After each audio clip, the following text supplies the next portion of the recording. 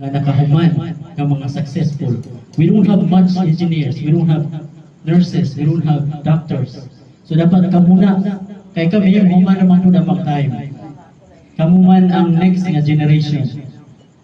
And this is the only thing that I could tell you.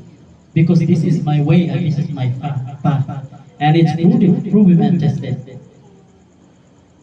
So ang pinaka-importante is you need to put into your mind na ang education, ang pag-eskwela, ang isa sa mga susi na kita mahingkawas sa kapobrehon. So kamo nga mga bata nga di karon mura na ang inyong madala kung kamo matiguang. And for the parents, as much as possible, inyong paeskwelahon ang inyong mga anak. Dili na siya burden. It's not a burden. Bahalag mangutang mo, mamaligya mo. Bisa kung saan ibaligya para lang sa inyong anak. Nga makaeskwela sila. It will come back to you later on. Kaya kung wala tayong edukasyon, the chances of success is very slim. Kumbaga, lisod kaayo. Tagay lang ingon nga kung sa may mayo, diploma or diskarte. Ang uban bingon nga you don't need diploma, you just need diskarte. That is wrong.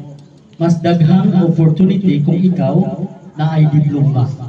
Whereas kung diskarte lang, there are very few people nga ni successful just because of diskarte. But there are more people nga ni successful tungod kay na sila ay diploma.